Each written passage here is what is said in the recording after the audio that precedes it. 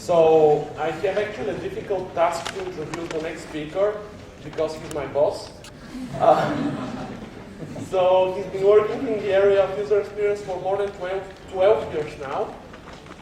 And during these 12 years, he has led many projects and teams to create user interfaces of superior usability and compelling appeal, of course, in various industries. He joined our company in 2008 to build and manage the user experience team, and he's actually currently the director of design at Infragistics. So let's welcome on stage and acknowledge evangelist for user-centered design strategy, methods and processes, and also an expert in dashboard designs, Tobias Komischke. Thank you. Thank you very much. Can you hear me? Yeah. So Stefan, you should talk about the promotion. Okay. Good job. So yeah, I'll talk about the design of dashboards. And Stefan just introduced me, so I don't talk too much about that. But just this one fact that when I started doing this thing, what we called usability engineering back then, this is the first thing I've ever seen about that topic. So we had an alumni day at the university and somebody came and showed that slide and said, this is what I do for a living. It's like, what do you mean we do this for a living? Because what is this? And he was explaining, it's about avoiding these situations where a user finds himself or herself in a system and doesn't know what happened. Where am I? Where have I come from? What I can do next? And so I figured if you can make money with that kind of stuff, I want to do that. And so I've been doing this ever since.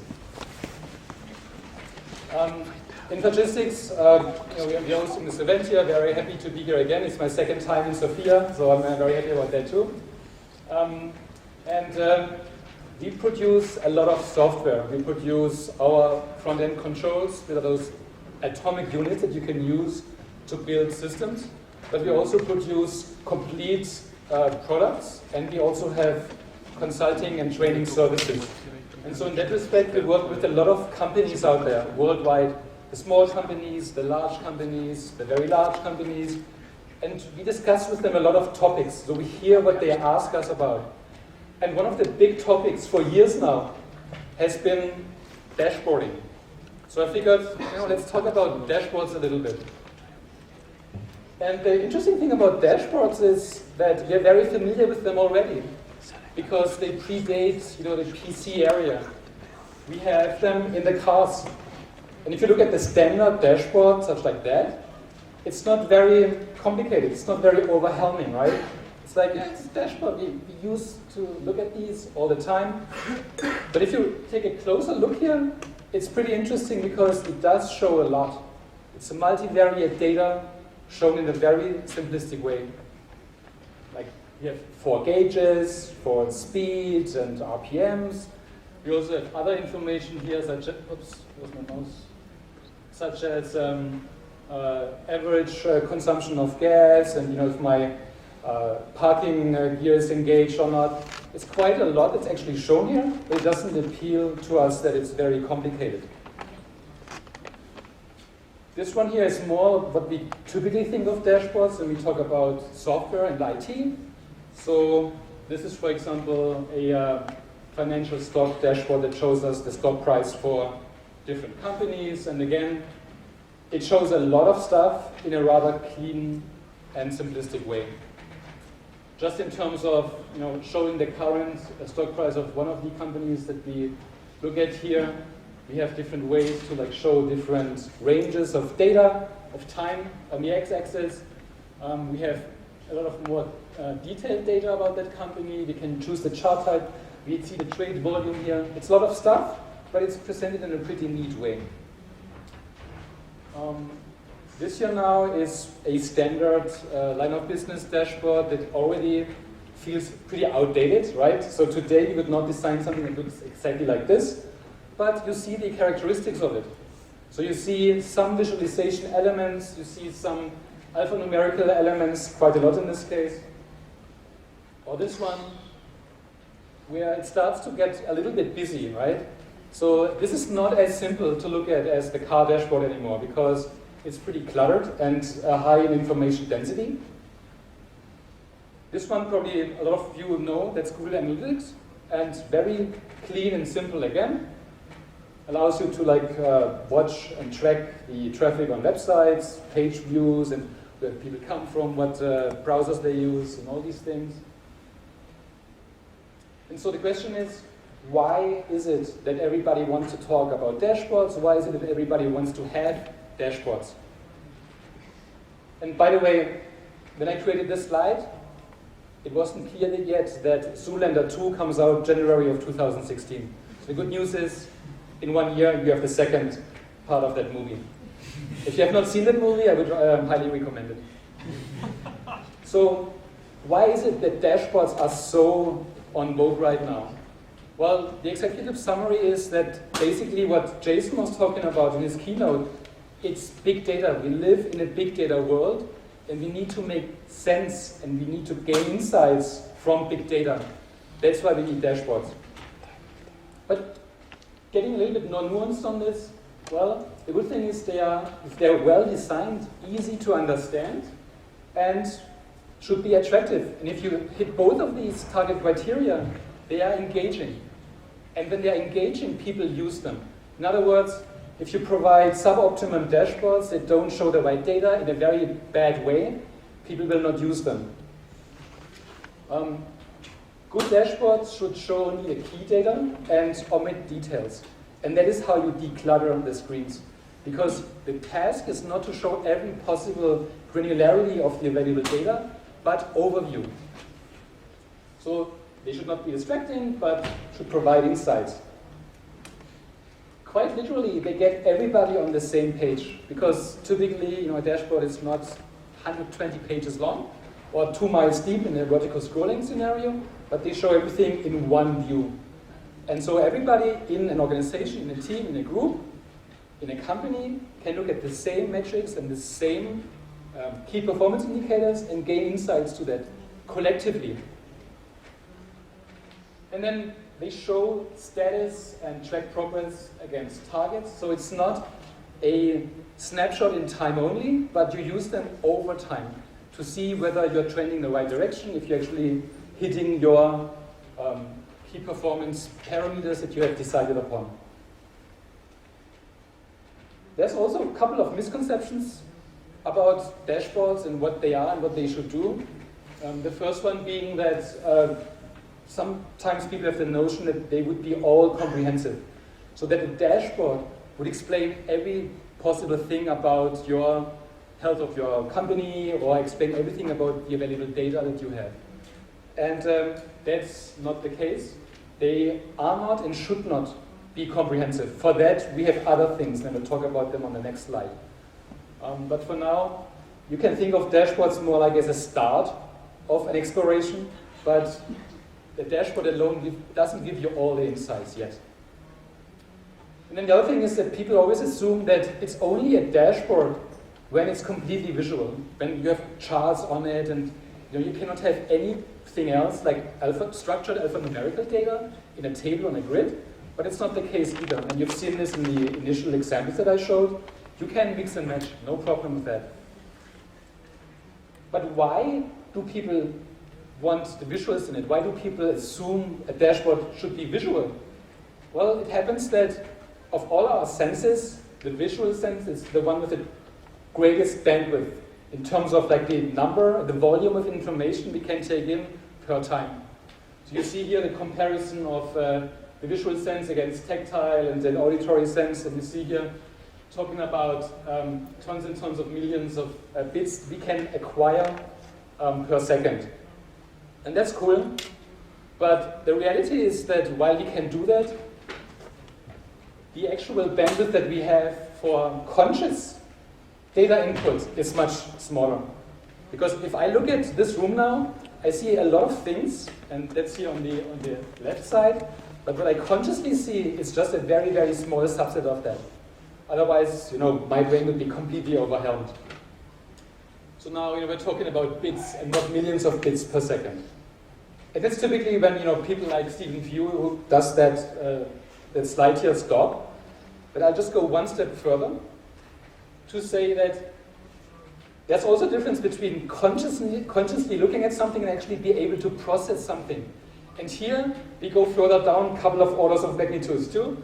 because here we see like a channel capacity of about 8 bits per second. So if I actually have to do something with the visual information, I need to memorize it, I have to process it, it falls down to only 8 bits per second.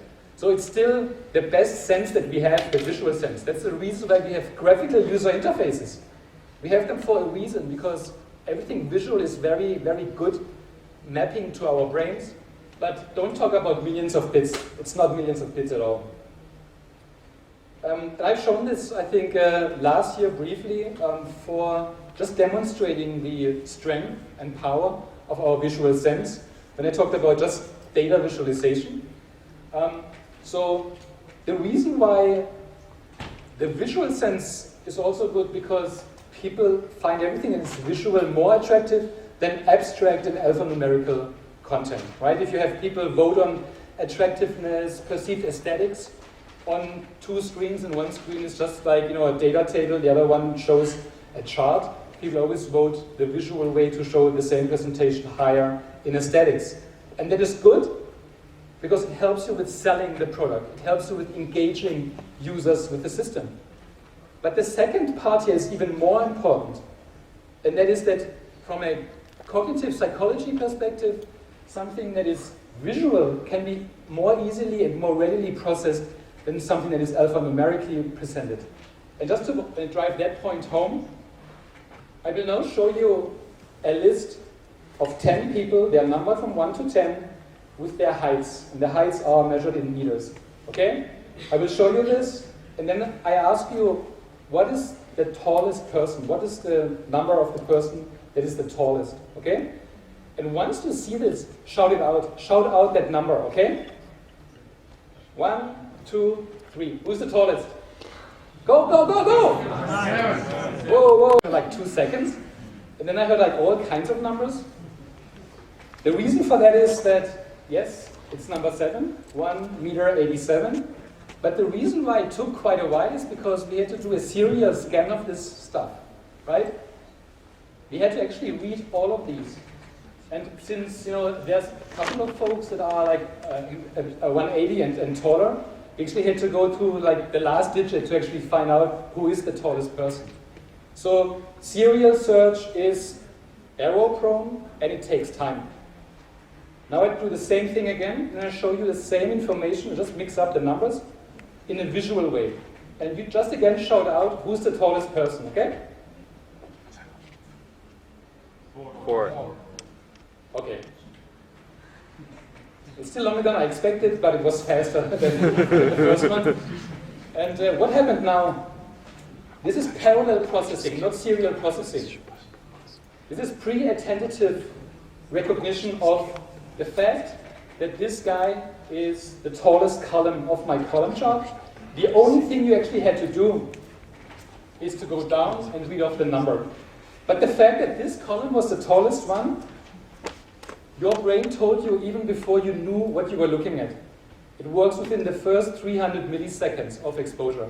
So this is a really nice characteristic of our visual system, and we can use that for dashboards. We can use it for data visualization. And you see here, it's called the pictorial superiority effect. So that's hardcore science stuff, okay? Pretty cool. So remember when I said a dashboard is not really comprehensive, it explains every little thing about your data? And that is because we talk about a continuum here, where dashboards are on one extreme, and we have reports on the other side. Now reports we've had for a very long time. Reports are those things that you like hit the print button and you wait for 2 hours, and you go to the printer room and like retrieve your 200-page document. That's what a report is all about. And that means typically a report looks like this, like tabular data, may or may not have visualizations in it. It's typically static, so it's a PDF, you print it out, it's just what it is. It's pretty deep. It's involved in that you really have to dive into this. With one glance, this will not tell you anything. You actually have to read it. You may actually have to page to another page and read something further. It's typically ASCII data, and yes, it is actually data, which means it's rather unprocessed. is what, for example, your devices from the Internet of Things will just spit out. But it doesn't mean that it's insightful yet. It's pre-processed. Now, on the other side of the continuum, when we talk about dashboards, they can be, should be dynamic, they can be interactive, you can zoom in, zoom out, change things, explore things. They are typically on a high level, so not on a very deep level. They are meant to portray things at a glance. It's not the idea that you need 2 hours to understand a dashboard. Typically, you want to have a dashboard on one screen, so you don't have to navigate and find more stuff. They include graphics, and the difference is, while we talk about data here, we talk about information here, which means now we have processed that underlying data to something that is providing an insight. And because this is a continuum, it means there can be all kinds of versions in the middle. For example, this one here. It's very hard to say, is this a dashboard, is this a report? It has features from both sides of this continuum. But if you just see that, yes, it is kind of like on one page, so it's maybe like a dashboard, but it has tons and tons of expandable lines where you can open them and see more details. In that, it's a huge navigation effort. You lose overview because of this, so it's more like a reporting feature. And nothing wrong with that. All I'm trying to say here, it's a continuum. And the pure dashboards that I want to talk about today, they are more on this end of this continuum.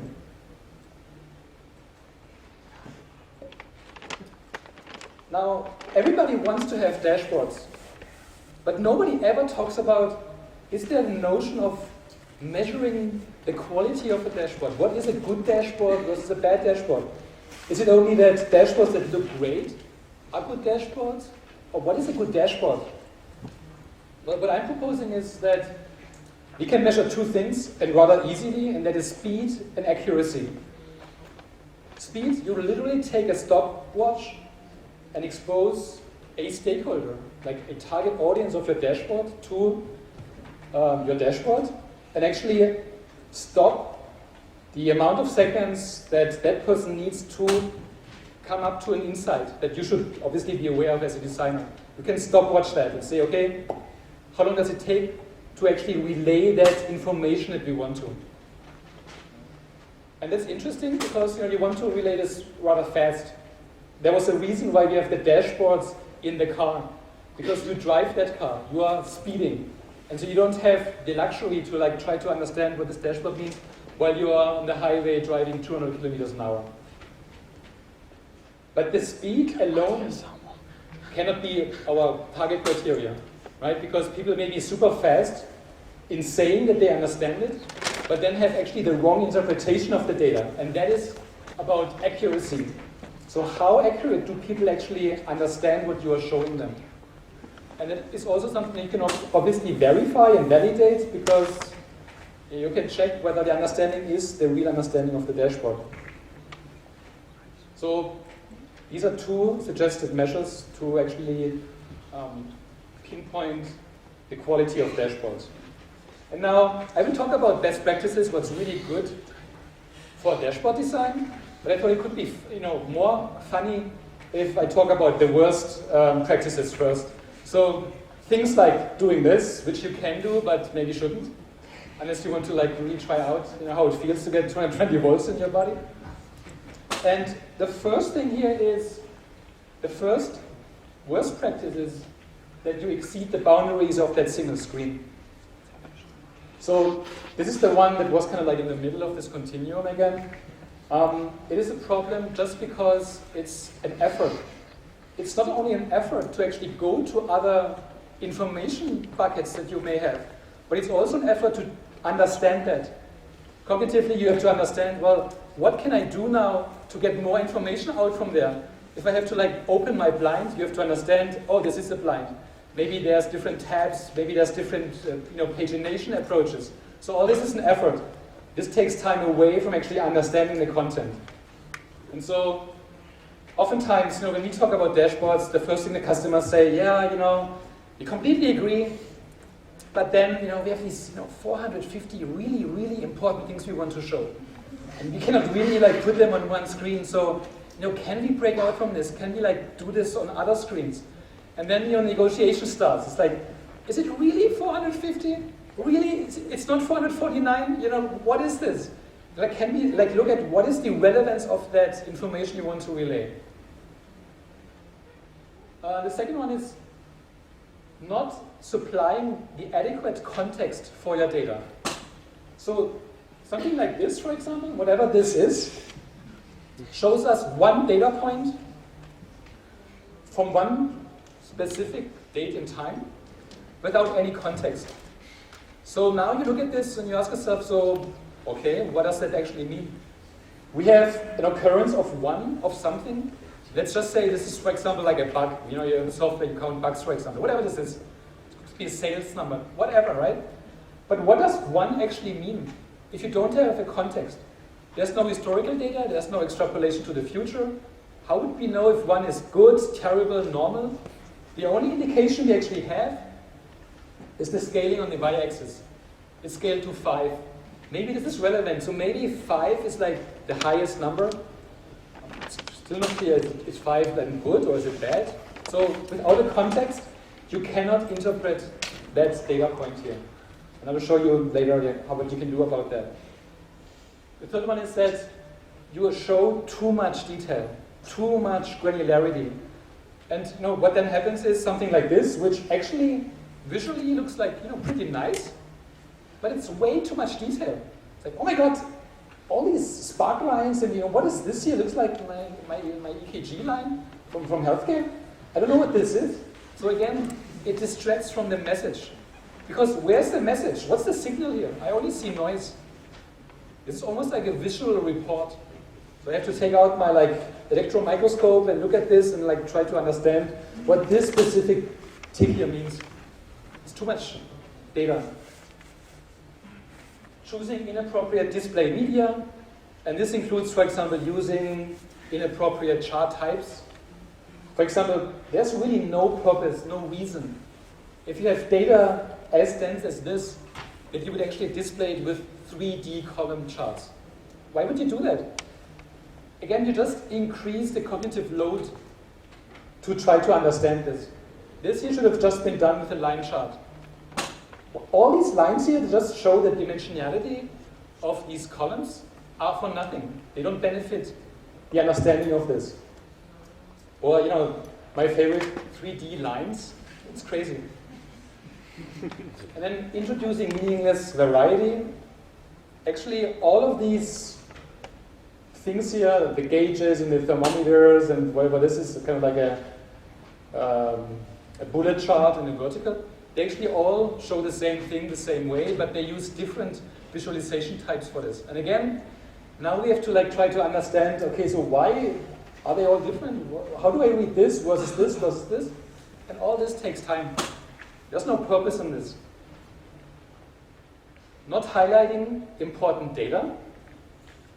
Google Analytics. Where is the signal? I only see noise again, right? So yeah, there's tons of stuff that may be interesting, but if I look at this, I have a certain goal in mind. And that goal is typically not that I want to look at 65 different things, but I want to find out only one thing. Maybe here I want to only know, what browsers are people using that go to my website. So any kind of highlighting is completely missing here. I just see something and I just have to go through every little thing here to find out what is really important. Maybe where is the data point that is really off from the normal standard. Cluttering the display with useless decoration. So this is German. And Jim is an American. Jim doesn't speak German like all you do.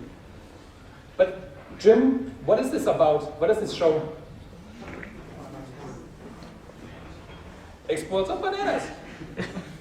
It's so clear. Why would you paint your whole chart with bananas right and left? Right? Isn't it clear? It's about bananas. And then it really conflicts now with the columns in front of it.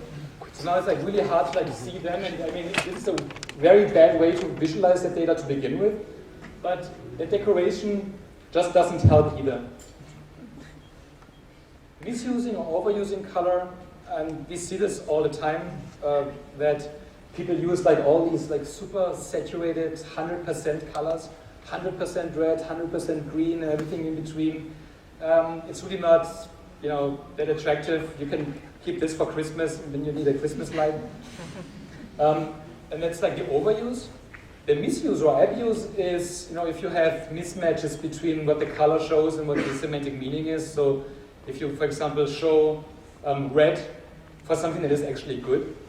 And it's funny because I just talked about that with somebody who was from China. And when you have stocks and the stock trades up, usually here in the Western world we show it in green because it's good. In China it's the other way around. A stock that trades up is shown in red. Red is good, green is bad. So it's some cultural conflicts there, but you need to be aware of this. And just don't do all these super saturated colors. And then design unattractive visual display. Key indications that you have an ugly display is you don't want to look at it. But also, if you see things like this, like superimpositions of things that are just not laid out the right way, you cannot even read something. If you have gauges that are elliptical instead of like really nicely circular, all these are signs of it. And again, it may sound like, it's a luxury item, now you also have to be good looking or what, but it actually helps with the engagement. Just literally, measurably helps with drawing people's attention to the displays. So these were the worst practices. Let's talk about best practices, like the cool stuff that you want to do. And the first thing there is that you don't want to talk about how to visualize something, how to display things in the first step. But it's rather, what do we need to display? Because that's the real challenge. Like finding out, what chart type we want to use in the end, that's fine. There's sort of rules for this, there's sort of guidelines. But the real challenge is to try to get a grip on what is it that we want to display. Because normally a dashboard is not used by the single person in the basement that's bored. But it's used by an organization, by a team, by many, many people. And so getting to an understanding and an agreement, what is it that we all want to measure, that we all want to track and understand, is a very important step.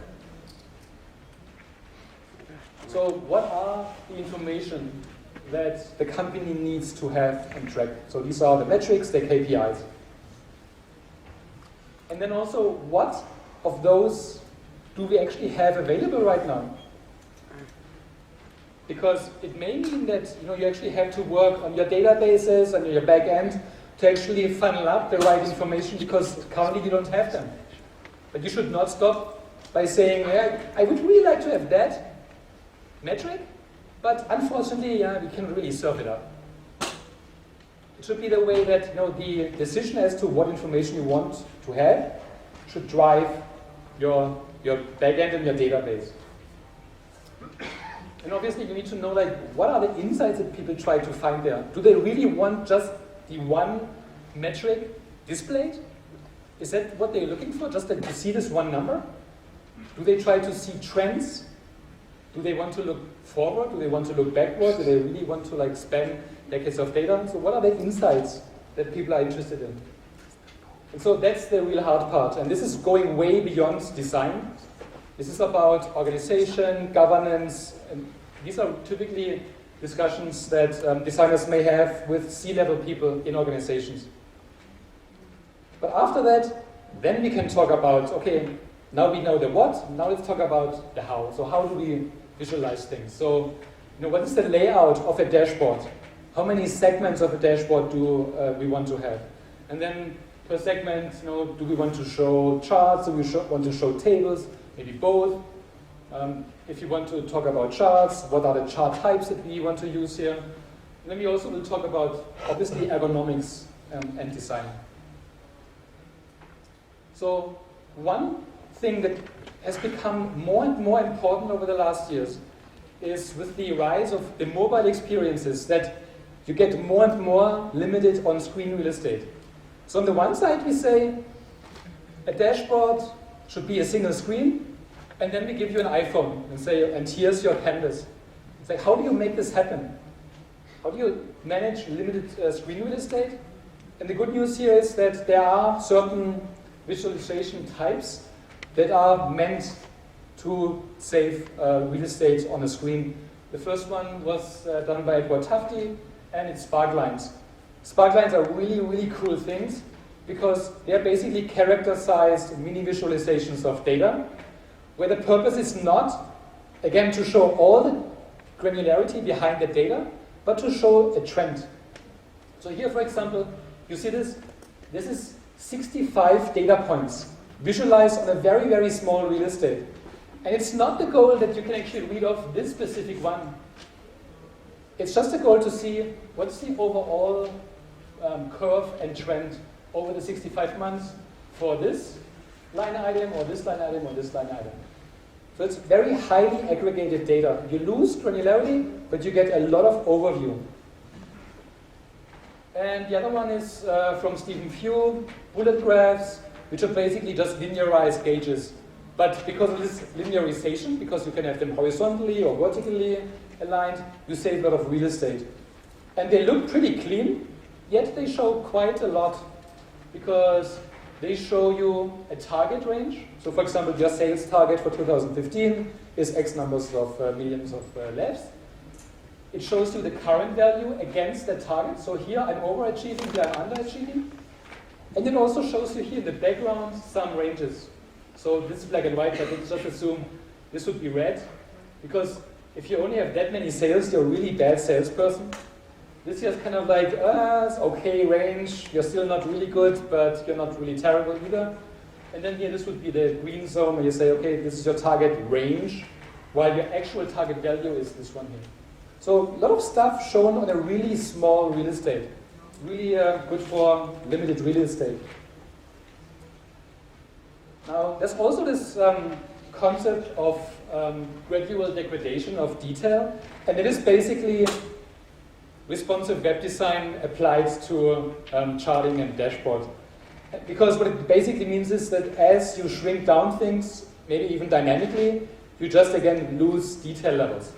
So here, between this and this, I don't have as much real estate, so I don't show the full bullet graph here, with the ranges.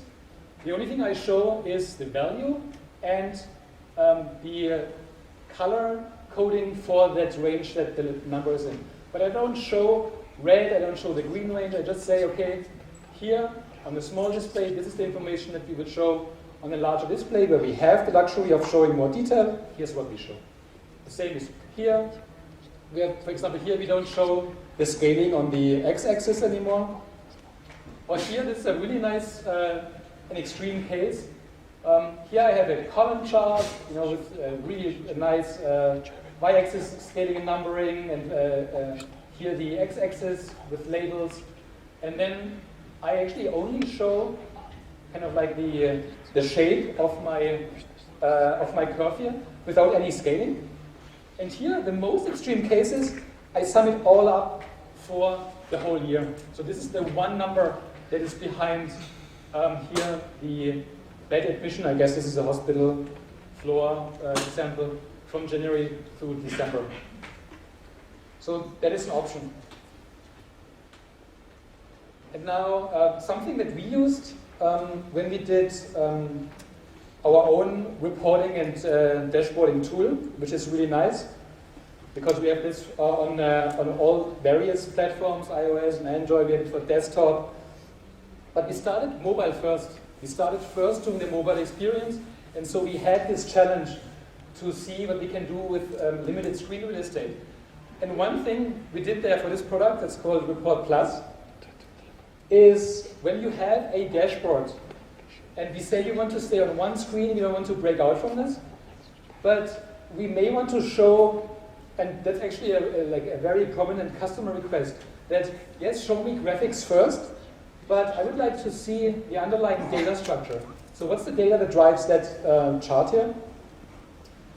Well, the way we were thinking about how to interact to get the other view is not to go somewhere else or open, expand something, but we wanted to reuse the very same real estate. And so what we did here, for example, we said, okay, if you swipe, we get more controls where you can do things here. And one is that we actually can click here or tap here. to get the data, and so we actually rotated the same thing. So we don't use more real estate. We just swivel this thing and show the underlying data table, and you can swivel back and see the chart again. So that's also a way to mitigate the problem of limited real estate. Obviously, you lose the parallelism, so you cannot see, in this case, the table and the chart both together. If that's important for you, if that's a use case that's really critical, then you can come up with some other solution. Okay, more best practices. So this guy who came up with the spark lines, Edward Tufte. Anybody heard about Edward Tufte? Right, yeah. So he's a really prominent data visualization guru. And one of the things that he was saying is that you want to maximize the data to ink ratio.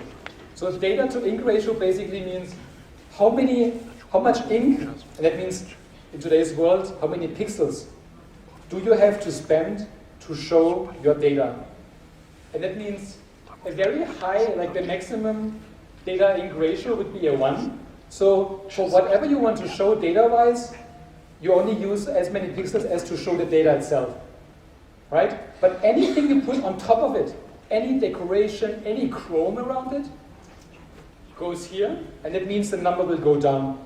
So he was saying, what we do today anyways, flat design, when Metro started with Microsoft, content is king, complete reduction of anything, simplicity is everything, content is king. That's actually maximizing the data to ink ratio. But I will show you later an example where I will prove to you that sometimes you actually have consciously decrease that ratio to get a better experience. So don't take this as set in stone. It's just an interesting concept to think about. Also these standard rules here that you want to limit eye travel, and you want to really be able that you can focus easily on the core information. You want to place values and labels as close together as possible. So here, this is not an ideal solution yet because we have the legend here, we have the pie chart segments and the numbers here. So you end up doing this all the time, going right and left. And you can measure that with eye tracking. You can completely identify the number of eye gazes that are required here, the number of milliseconds that you lose. So it's not terrible. Nobody will die from this, but you can do it better. Here, for example, it's the same data shown a little bit differently using a bar chart. The labels are put right into the bar here. This is still not the ideal version because there's still a lot of empty space here in between. And then what we know from web design, and also again from eye tracking studies, real empirical evidence, is that in the Western world, as we read from left to right, and typically from top to bottom, people, when they look at a new website, a new screen, a new image, they start to look at this from the top left, and they do a so-called F pattern, because the heat map here looks like an F. So they start here, and they read maybe the first row or the first line here. They go back, they go down, they read the second one, but not as wide as the first one, and they go further down. So this is very well known. In web design, this is used every single day. But obviously, we can use this for our dashboards, because a dashboard is just a screen with content too. And so there was a reason why we positioned here the most critical information of this stock price dashboard on the top left and pretty large. Because that's where you look first, and it's the most important information. It's much more important than all these little details here on the right side, for example. And then, since I talked about this worst practice of not showing what is really important, not highlighting anything, well, yeah, we know how to highlight things. We can use different colors, font treatments, positions, contrast, just show what is important. Because if I'm now in an organization that sells stuff, and I'm a salesperson for Miami, I am interested in what my competition is doing, but the first interest that I had is to look at my sales numbers. So I would be able to see here that Miami is highlighted, and I can very easily see this. Or here, even on spark lines, it's very hard to see here with this screen here, but you see that the top value has a little red dot on it, just to highlight this is the peak. of a sparkline. You know, when we did this thing about who's the tallest person, and it took us a while, and you know, a couple of the answers were actually wrong. Well, if we had highlighted it this way, using a graphical, a visual element to highlight this one row here, it would have again be a parallel processing task, and it would have been much faster with it. Now, highlighting works greatly, but if you do too much of it, you again distract from the real signal. So here, if you have a more like complex display here, all this is obviously alphanumerical data, and you know, I would like highlight right and left. It's too much again. Now it takes me time again to really understand this and to look at this. And again, you can use this for Christmas. Okay, remember this guy here? Very hard to interpret because it was just a standalone data point. There was no context around it. There's different ways you can provide context. So here are 3 of them. The first one is, and we do this quite often, is you want to show value ranges. To say, you may be here with your data point, but the context is that you're actually in a green zone, which is you're really performing well. While if you were here, you have a 30. What does 30 mean? Well, it's on the red range. It's not a good thing. You need to step it up a little bit as a salesperson. And the same obviously here true for the bullet chart. Now we can also be forward-looking by just extrapolating the data. Like whatever, this is a linear model, whatever models there is, like Excel gives you like 20 different mathematical models, to extrapolate into the future based on historical data points. Right? So I have all these data points here. I throw in a linear model that allows me to actually predict the 13th, 15th, and 16th period. Maybe accurate or not, depending on what your data is, how much it fluctuates, what model you use, but it allows you to look forward. So again, you provide context for the current data that you have. And this is forward-looking. You can also do a backwards-looking. For example, here, it's again hard to see, but it shows in the column chart over a year, that starts October, ends with August, your fiscal year, for 2 different years, the numbers. So that means, if I look at my current year, am I performing well or not? Well, I know the data from the previous year. So now I can compare May of this year to May last year, and I see actually I'm better. So again, it provides context. So just never leave something without context because it's hard to interpret. And then the rest is, standard software ergonomics. You want to have as few font types as possible. Don't try to be like a crazy artist. This is design and not artist. So you want to use as few text orientations as possible. So this here is left rotated, right rotated, marquee style, standard horizontal text alignment. Why? It's just way too complicated. You want to provide for good legibility in terms of size, contrast, and type of your text. So for example here, I want to be creative, I want to be super cool, and I throw in here a typeface that is really hard to read. And you see this here, this is a very good example, right? Low-res projector, you cannot even read this, right? Or you have probably a hard time reading this. At least I am, because I'm sitting too close to this thing, right? So why would I do this? Just because I want to be different?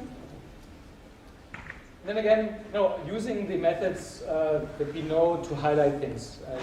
In text treatment, this is text color, foreground, background, contrast, bolding it, italicizing things. So you can do all of that stuff. Just don't do this. And it's a good practice, to think about hierarchy. Hierarchy we use in regular UI design all the time, but it does pertain for dashboard design as well. Hierarchy is just portraying this notion of trying to say what is most important and what is not so important. And granted, on a dashboard, everything should be important, right? That's the whole challenge of this. A dashboard should only be relevant. But even in a set of really relevant topics and data and content and information items, even then you have things that are even more important. And hierarchy basically means, you can trace it back to the old newspaper world. The most important thing here is this headline. And why is it so prominent? Well, it's on top. We start to read on top. It's very large sized. It's very bold. That's what we read first. We would not start to read this paragraph here. So it's from a hierarchical perspective, number 1, number 2, number 3. Very well structured. We can apply that for the dashboard design itself. Well, this one here, which is like now the copy of the article, here you will have a hard time to find any hierarchy because that's just like the lower level detail. This here, you need to actually read. So, okay, just a little bit about color use. I already said that these super bright, 100% saturated dashboards are not really ideal because they're really tiring the eyes and everything is too strong and bold. And it's actually a good thing to have desaturated colors because then you can use saturated colors to highlight things. So here I may highlight a year, or across years I may highlight a certain quarter. So that's why then it's a better differentiation between saturation and non-saturation. It's an epic question, not only for dashboard design, but in screen design per se, about the polarity. Should I have a dark display where the content is light? Or should it be the other way around, that I have a light display and then my content is dark? So this, for example, would be a positive polarity, because the background is light and my content, the foreground, is dark. The question is always, does it matter? Is there a difference? What should we do? Oh my God. And it's very hard to answer. If you look at the world out there and look at dashboards, you will see light dashboards and dark dashboards and everything in between. And again, would somebody die if you have a dark dashboard versus a light dashboard? If all the rest is well designed? Probably not. But if you really dig into like the standards, the hardcore literature on ergonomics, they are very clear on this. And they say that the positive polarity, like this here, a light one, is the best in terms of readability, legibility. If you have a dark one, you sometimes have glaring effects because of lights that are in your room. So ergonomics would say, yeah, positive is better, but the reality is that you see a lot of dark ones that are really, really good looking, right? And so then it really depends on how hardcore you want to be. So I'm not here to stand and say the whole world from now on should have dashboards with a positive polarity. If you observe the regular contrast rules, like a 1:3 contrast for foreground, background, contrast ratios on a dark dashboards, go ahead with it, that's fine. But the important thing is that the background ideally should be achromatic. And that is achromatic meaning like there's no hue, it's just a shade of black, white, or gray. For the only reason that it's easier than to show various colors on top of it. Imagine your background would be like a bright blue or a bright yellow. Well, that means a lot of colors don't work with it. Obviously, the same colors don't work, but also like contrasting colors sometimes produce this fuzzy look effect. So, what did I do? Sorry, get ahead of myself. So, just keep the background achromatic. And then, on a dashboard is the sum of various visualizations and various tables. So there you want to make sure that you have a consistent and harmonious color scheme that actually works across visualizations. You don't want to have your one chart on the bottom right have certain colors, and then on the top left you have another chart with completely different colors. That's again just like distracting because you need to understand and interpret why is that. Just have a harmonious theme that is ideally built into the tool like we do it, and you're on the safe side. Okay, just a little bit about charting. In the end, if you think about what do charts allow us to do, it's in the end essentially do these kind of things. You may want to show time series, compositions, deviations from something, distributions, relationships, comparisons and rankings. This is what you use charts for. And the challenge there is to try to understand for what kind of thing I want to do, what chart type I should use. And we have all these kind of chart types, and some of them go really, really long time back. So this dude here was a really interesting guy. He's a Scottish guy. that invented a lot of those like really standard chart types. And the only reason why I show this here is because I want to show some of them are so old, it means something, right? Today we still use the same chart types. We don't really invent these basic chart types every single day. Why? Because they work, they are established, they're really, really powerful. So there's no need to like try to reinvent something that really, really works well. And now to the question, if I know what I want to do, and I have all these different ways of visualizing things, what should I do? You can happily use that kind of like orientation that you can easily find on the internet, that, for example, informs you, well, if I want to like display a comparison, well, then you can ask yourself, well, is that over time? Is it the comparison among items of a set? And then, you know, how many categories do I have? It kind of like guides you through the decision process of what chart type you can use. And so typically what we have, all the examples that I showed you of charts, you typically have measures and you have dimensions. So measures are those things that are typically shown on the y-axis, things that you would count, so they are quantitative. And the dimensions are the categories. So like, what do we talk about? Do we talk about sales? Do we talk about patients? Do we talk about what other incidence rates? It's normally the stuff that sits on an x-axis. And that's interesting because the question is, how do I scale my quantitative scales, the y-axis? How do I scale it? And you see here that depending on what chart type you use, there's a different answer. If we have a column chart, well, the columns sit on a zero, right? They actually sit on the ground, and the ground is zero. That means when you want to scale your y-axis, the low end should be, need to be, and must be zero. But the top end here is pretty arbitrary. The only rule is, obviously, you want to be higher than their maximum value. But if it's 100 here and an 80 here, who's to say that this is correct or this is not correct? That's really hard to say. Now for other visualization types, such as line charts, it's a little bit different. The top end follows the same rule. It just has to be higher than the maximum value. But the low end doesn't have to be a zero. This is not a column standing on the ground. So you can scale this and actually have this whole thing start with a 5. That's fine. And now, for all the people who know Edward Tufte and Stephen Few, all these gurus of data visualization, they always say pie charts are evil, every pie chart is evil, for every pie chart you create, they will kill one kitten. And I always like try to fight a little bit against this because I don't like this dogmatism in it. But one of the really nice things about pie charts, or anything that is derived from pie charts, like donut charts, is you don't have to worry about this. All these things we discussed here, forget about it. Pie charts inherently sum up to 100%, right? So there's no question how to scale these things. It's built in, and that's one of the nice things about pie charts. So not every pie chart is an evil pie chart. And here's another continuum. You can also think about what kind of chart type should I use based on what is the easiest for humans to actually perceive, interpret, understand.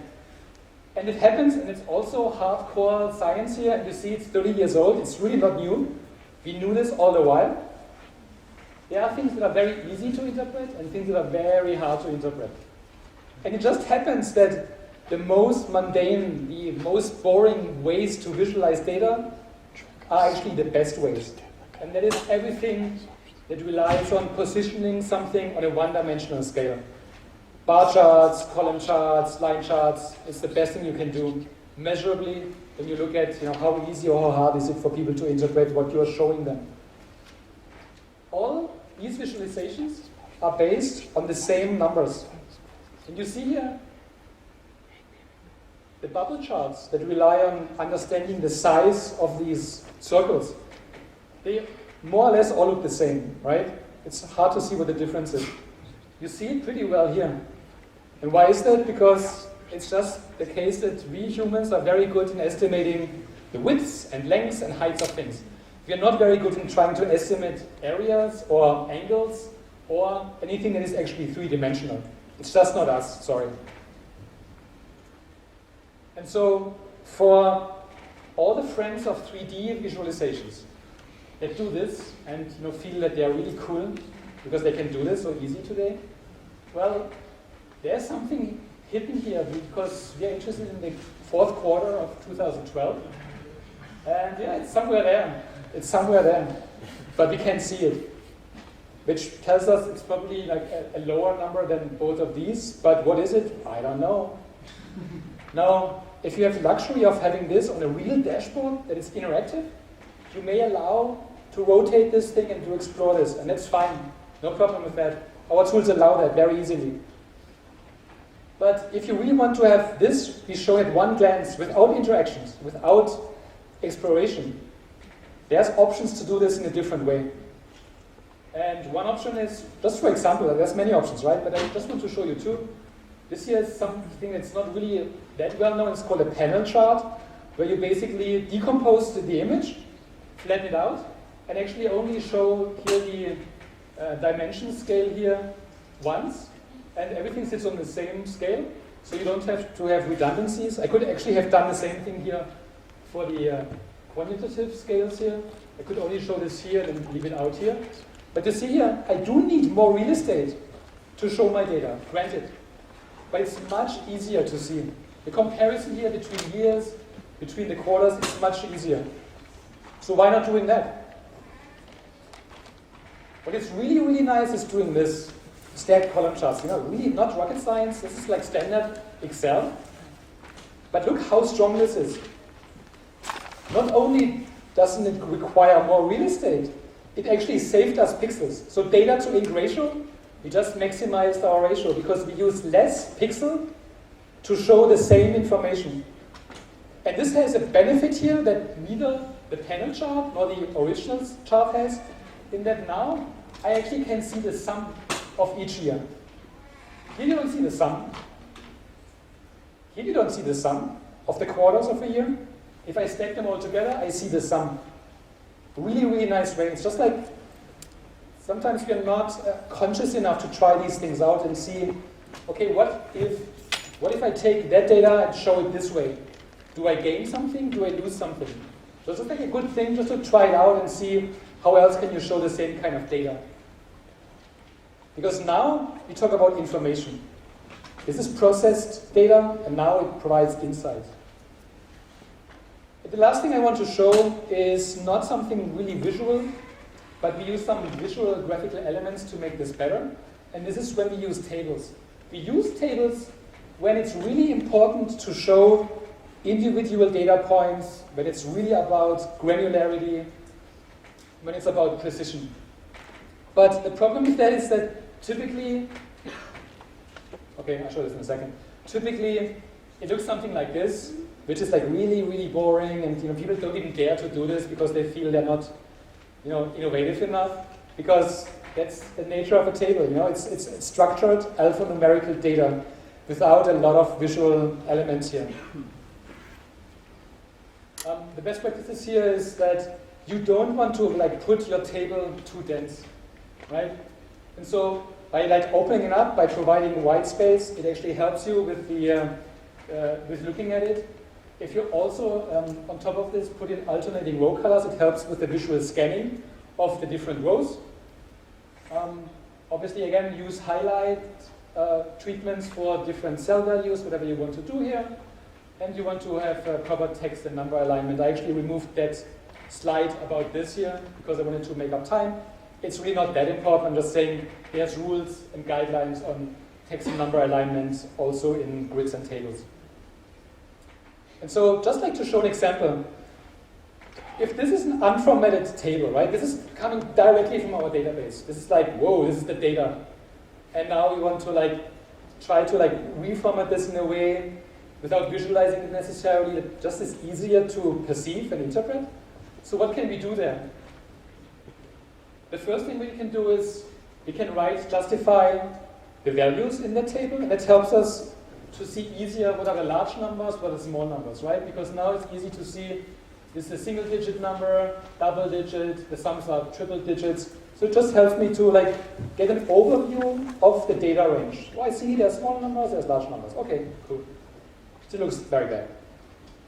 Now what can I do? I can maximize, I can do the Edward Tufte thing, right? I can maximize my data to ink ratio, which means I only use pixels to show data. All these grid lines in between is just decoration, I just throw them away, I get out this here. And yes, it looks cleaner, but is it really easier to read? There's still some room for improvement here. And that's when we can, for example, emphasize the categorical labels here by just bolding here the header bar and here the first column. It's subtle, maybe too subtle, not strong enough. So what else can we do? We can actually now consciously decrease what the data to ink ratio is, right? Because now we actually put in pixels again, and by that decrease that ratio and do something that Edward Tufte doesn't want us to do.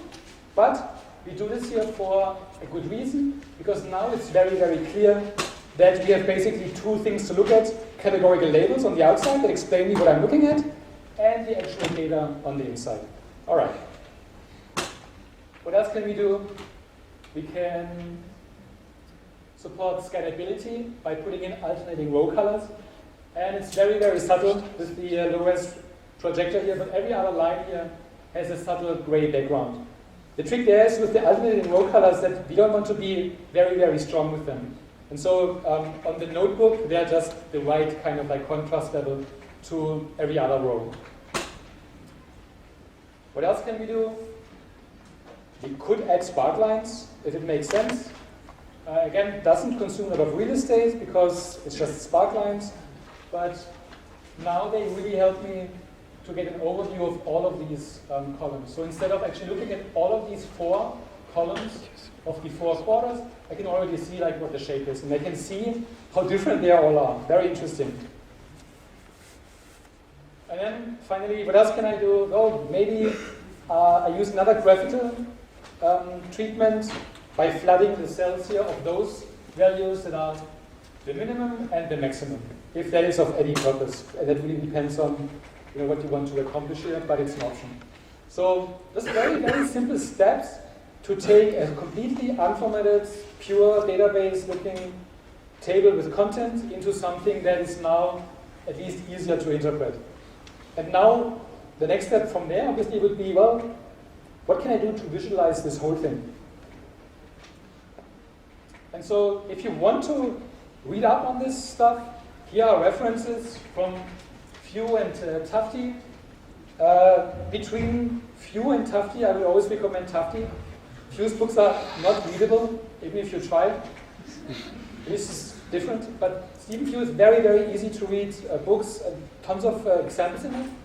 And so if you want just one recommendation, just go to this blog of Stephen Few. It's called perceptualedge.com. He has a trillion of examples. It's very easy to read. He also updates it. And this will enable you to make this something for you, for your practice. To see if you actually do this, as a designer, if you are a front-end developer who actually work on these data visualizations and dashboards, you can use it. But you can also use it to review and evaluate dashboards that somebody else gives you. For example, if you have third-party vendors that would produce them to you, if you have a service company that does them for you, well, you can review their output based on these principles and see, well, do they do a good job or is there room for improvement? And that's all I wanted to say. You have any questions, comments, war stories? Was that helpful? Does that make sense? Yeah. Okay, so then go on and take it off.